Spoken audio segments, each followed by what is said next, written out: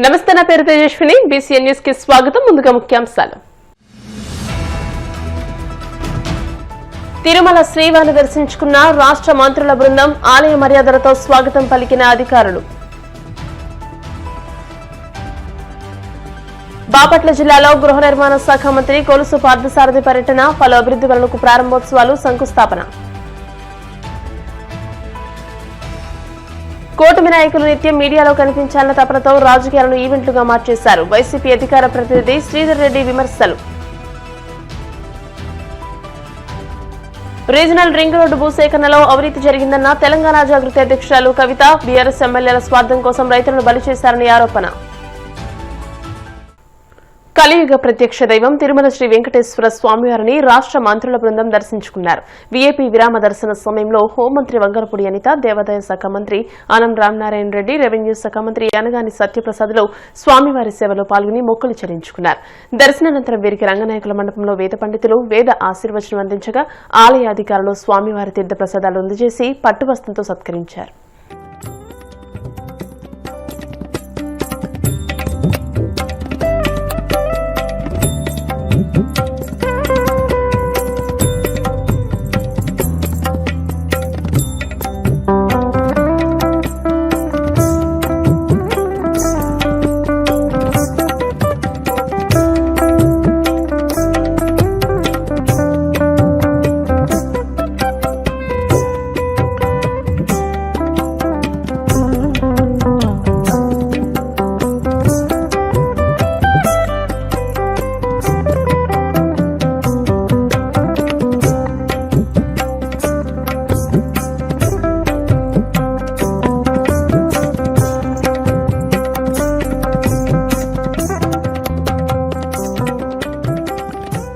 బాపట్ల జిల్లాలో గృహ నిర్మాణ శాఖ జిల్లా ఇన్ఛార్జ్ మంత్రి కొలుసు పార్థసారథి పర్యటించారు.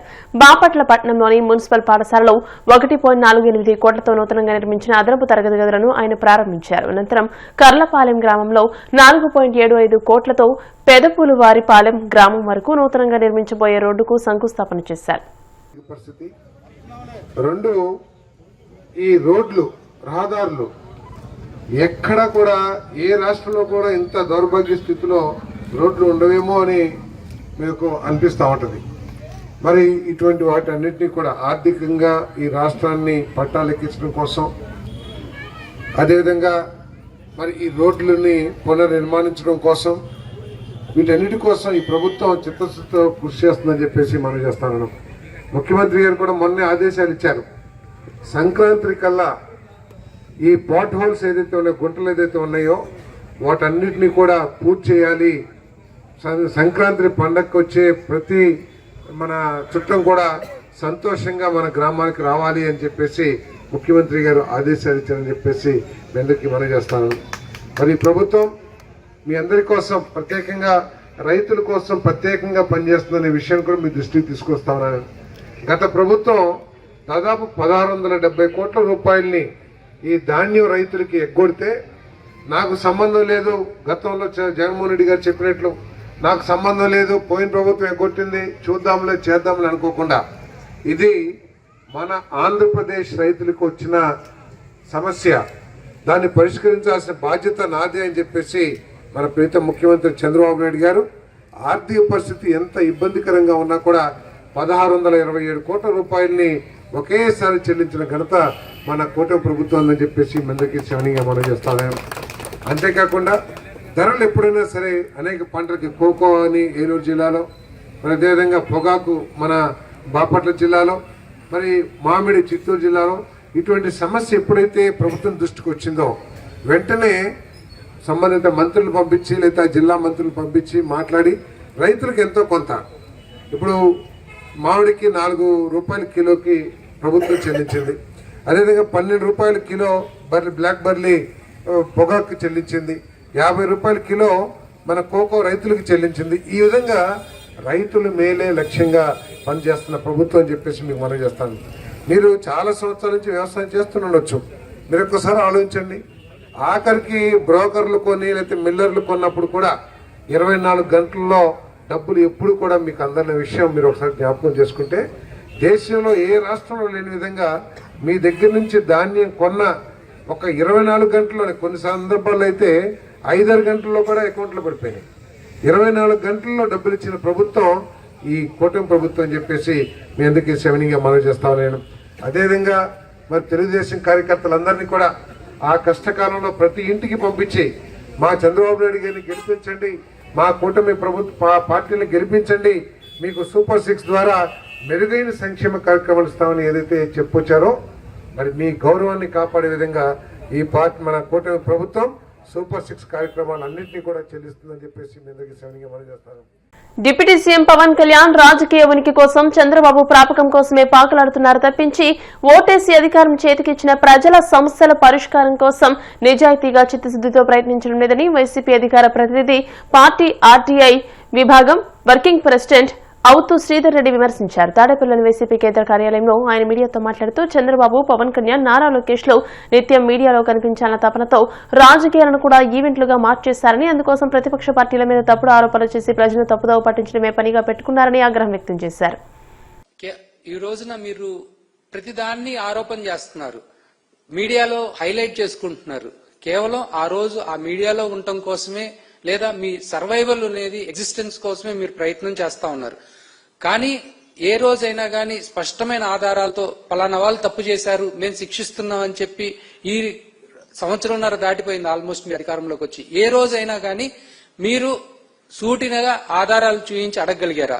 కేవలం పక్కనోడి మీద బుర్ర జల్లటం, తప్పించుకోవటం, ఆ రోజున మీడియాలో హైలైట్ చేసుకోవటం, ప్రచారం చేసుకోవటం తప్పితే మేము ఈ విధంగా చేశామని చెప్తున్నారా? నిన్న ఆర్బీఐ వెల్లడించిన గణాంకాల గురించి జగన్ గారు ట్వీట్ చేస్తే కనీసం ఒక్క రిప్లై లేదు. ఏ రోజైనా కానీ జగన్ గారి ప్రెస్ మీట్ కానీ లేకపోతే వైఎస్ఆర్సీపీ నుంచి సంధిస్తున్నటువంటి ప్రశ్నలకు కానీ ఏ రోజైనా ఆధారాలతో సమాధానం చెబుతున్నారా? కేవలం బురద జల్లటం, పక్క తప్పించుకోవటం తప్పితే ఏ రోజైనా కానీ ఒక సమాజం కోసం లేదంటే వ్యవస్థని పటిష్టపరుద్దామన్న ఉద్దేశంతో లేదంటే ఆధారాలతో సహా మాట్లాడగలుగుతున్నారా? మొన్నటికి మొన్న 30,000 మంది తప్పిపోయారని చెప్పారు. కనీసం మీరు అధికారంలోకి వచ్చి సంవత్సరంన్నర దాటిపోయినా కానీ కనీసం దాని మీద సమీక్ష చేశారా? ఇలాంటి బురద చల్లుడు కార్యక్రమాలు ఎప్పుడైనా ఆపుకోవాలని చెప్పి కోరుతా ఉన్నాం. కేవలం రాజకీయ కాంక్ష అండి. ఇప్పుడు మీకు నిజంగా ఆ రోజున ఆ ప్రభుత్వం తప్పు చేసుంటే, మా ప్రభుత్వం తప్పు చేసుంటే, మీరు అధికారులు ద్వారా లేకపోతే ఆ దానికి వెనుకున్నటువంటి రాజకీయ ఉద్దేశం ఏదైనా ఉంటే మీరు వాళ్ళ మీద కేసులు పెట్టి చర్య తీసుకోవాల్సింది. పైగా ఒకవేళ మేము నిజంగా చేసి ఉంటే మీరు ప్రభుత్వం నుంచి కాంపెన్సేషన్ ఎందుకు ఇవ్వలేదు? ప్రభుత్వం కదా బాధ్యత తీసుకోవాల్సింది. మీరే స్వయంగా మంత్రి లోకేష్ ఎవరైతే ఆ ప్రాంతానికి ఎమ్మెల్యేగా ఉన్నారో ఆయన ఒక మంత్రి, చంద్రబాబు నాయుడు గారు రాష్ట్రానికి ముఖ్యమంత్రి, మీ ముగ్గురు ఉండి కూడా ఆ బాధితులకు న్యాయం చేయలేక కేవలం ప్రచారం కోసమే వెళ్తున్నారు కదా. లోకేష్ గారే ఆ ఊరికి ఎమ్మెల్యేగా ఉన్నారు, ఆయన ఒక మంత్రిగా ఉన్నారు, మీరు ఒక మంత్రిగా ఉన్నారు, మీ దత్తత తండ్రి చంద్రబాబు గారు రాష్ట్రానికి ముఖ్యమంత్రిగా ఉన్నారు. మీరు స్వయంగా మీరందరూ అధికారంలో ఉండి చర్యలు తీసుకోలేక ఈ రోజున కనీసం కేవలం ప్రచార యావ కోసం ఈ విధంగా చేస్తా ఉన్నారు. ఈ విషయాన్ని మనం ఎందుకు ఇంత రాద్ధాంతం చేసి మన వ్యవస్థలను సక్రమంగా పనిచేసే వ్యవస్థల్ని మనం దిగజార్చుకుంటూ ముందుకెళ్తున్న విషయం ఎందుకు చేస్తున్నారు? ఈ విషయాన్ని పక్కన పెడితే ఇక్కడ కోతవేటు దూరంలో ఉన్నటువంటి విజయవాడలో సుప్రీంకోర్టులో తీర్పు వచ్చే నేపథ్యంలో 42 ఇళ్లు కూల్చిపెడితే మీరు కానీ మీ దత్త తండ్రి కానీ మీ తమ్ముడు అయినటువంటి లోకేష్ కానీ కనీసం ఎందుకు స్పందించలేదని మేము అడుగుతా ఉన్నాం. ఈ విషయాన్ని రాజకీయం చేసి ఏ రోజుకు ఆ రోజు ఒక ఈవెంట్ చేసి 300 ఈవెంట్లు 600 సార్లు ప్రచారం కోసం పాకులాడే ఈ ప్రభుత్వానికి రోజులు దగ్గర పడ్డాయి అనడానికి మీరు చేస్తున్న చేష్టలే సాక్ష్యం. తిరుపతి జిల్లా గూడూరు పట్టణంలోని సెయింట్ పాల్ పీటర్ లూథరన్ చర్చిలో క్రిస్మస్ వేడుకలు ఘనంగా నిర్వహించారు. ఈ సందర్భంగా యేసు ప్రభు గొప్పతనాన్ని తెలియజేస్తూ చిన్నారులు ప్రదర్శించిన సాంస్కృతిక కార్యక్రమాలు అందరినీ ఆకట్టుకున్నాయి.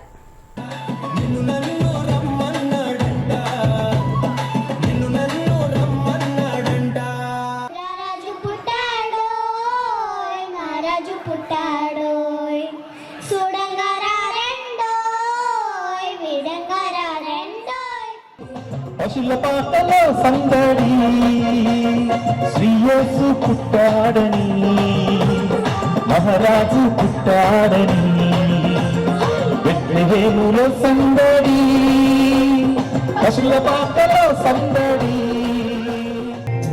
యెహోవా నా మొరలాలించెను తన మహాదయను నన్ను గణించెను.